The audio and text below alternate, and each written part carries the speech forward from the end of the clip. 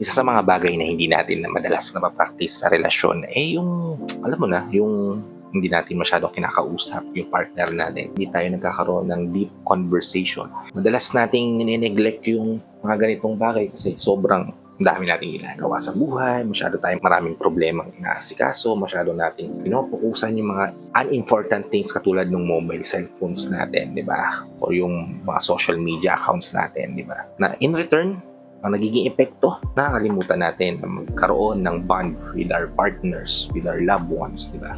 At ito yung mga nagiging common mistake natin, nagiging dahilan para masira yung pagsasama. Ang liit na bagay, di ba? Pero lumalaki, lumalawak at nagiging cause ng hiwalayan sa relasyon. Kaya ngayon, pag-uusapan natin kapatid, bibigyan ko kayo ng tips na makakatulong sa inyo para maayos yung kawalan ng komunikasyon sa pagsasama. Kung interesado ka malaman kung ano itong mga tips na to, tara kapatid, pag-usapan natin yan. Just keep on watching.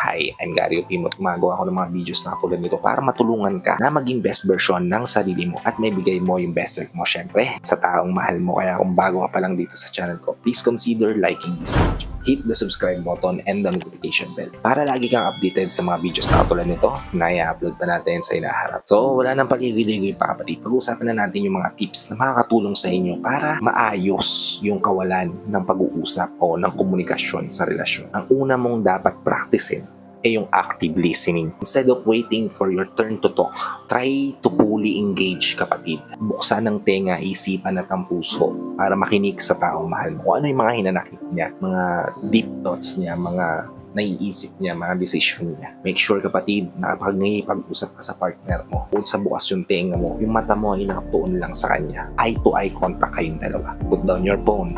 Ialis mo sa sight nyo, sa visibility nyo kung maaari para hindi kayo ma-distract sa maayos na usapan na gusto mong mangyari sa relasyon mo. At sumagot ka sa kanya in a way na mapapakita mo sa kanya na naiintindihan mo yung mga sinasabi. Katulad na, so ganito yung sinasabi mo. Ganito ba yung gusto mong sabihin? In that way, kapatid, hindi siya mawawalan ng gana na i-open sa'yo kung ano yung mga gusto niyang ibukas, i-open sa'yo. And start your talk, kapatid, na hindi nakapokus yung ilaw sa'yo kundi sa kanya. By doing that, kapatid, garantisado na mag-o-open sa'yo yung partner mo kung ano yung hinanakit niya.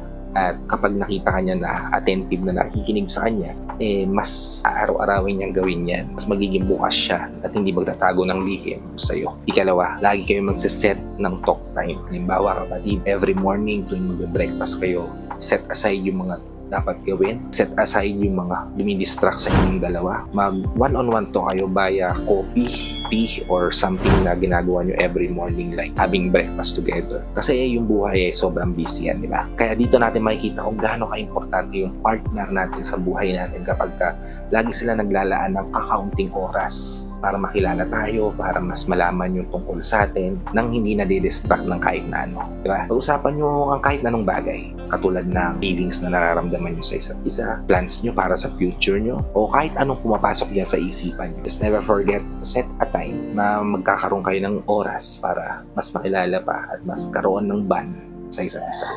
Ikatlo, be honest on the small things. Alam mo kapatid, isa sa mga sumisira ng relasyon yung pagtatago natin ng mga nararamdaman natin sa partner natin. Diba? Kasi bigla na lang yan puputok sa sabog sa harapan nila at magiging cause ng hiwalayan sa relasyon. Kasi yung pagtatago natin ng nararamdaman natin o yung pag-iwas natin sa mga madidiin na conversation with our partners, create distance sa relasyon. Kailangan natin maging bukas sa partner natin bago pa maging argumento yung tinatago natin sa puso natin. Bago yan maging malaking balaki para mas maging maayos yung relasyon. Huwag mong hahayaang mangyari yun kapatid. Hanggat maaari, open mo sa kanya at maging honest ka sa partner mo. Ika-apat, gamitin mo yung I statement instead of blaming your partner. Instead of saying na, hindi ka naman nakikinig sa akin never listen to me. Try saying na, I feel unheard, gano'n. Pakiramdam ko, hindi mo ako napapakinggan kapag nag-open up ako sa inyo o nagsasabi ako sa'yo tungkol sa mga nangyayari sa buong araw ko. Kasi imagine kapatid, sabihan ka ng partner mo, ayaw may pag-usap sa'yo, hindi mo naman ako pinapakinggan, hindi ka naman nakikinig sa akin. tingin mo ba hindi magte-trigger ng away sa relasyon? Pero kung sabihin sa'yo ng partner mo, alam mo, medyo nararamdaman ko na hindi ka nakikinig sa akin kapag nag-open up ako sa'yo. Pag ganyan yung tirada sa'yo ng partner mo, di ba? Ang nararamdaman mo, curious ka kung anong step para hindi maging ganun yung pakiramdam niya sa'yo. Di ba? Nagiging productive yung conversation instead na mag-turn into fight yung gusto nyo mangyari sa pagsasama mo. Kaya naman, don't blame your partner and be mindful sa mga bagay na sasabihin mo sa kanya. Ikalima, huwag mo lang basta i-chat, kausapin mo siya personally. Ito, madalas ginagawa na natin to sa araw-araw nating buhay. Diba? Kasi hindi natin masabi sa kanya ng diretso, ginagawa natin, chinachat na lang natin sila.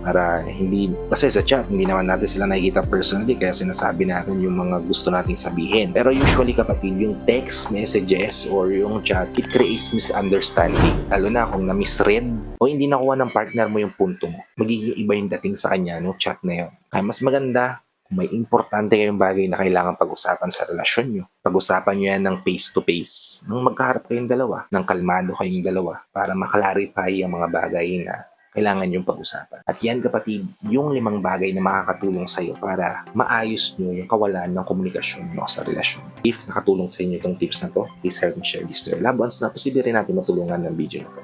Para nakatulong na kayo sa kanila, nakatulong na rin ako sa kanila. Sa lahat pala ng OFW viewers natin at sa mga viewers natin dito sa Pilipinas na walang sawang nanonood, sumusuporta, palagi naka-tune in sa video na ina-upload ko. Maraming salamat po sa palagay niyo panonood at pagsuporta. Kung bago ka pa lang dito sa channel ko, please consider liking this video. Hit the subscribe button and the notification bell para lagi kang updated sa mga videos na tulad nito na i-upload pa natin sa inaharap. So, hanggang dito na lang mga kapatid.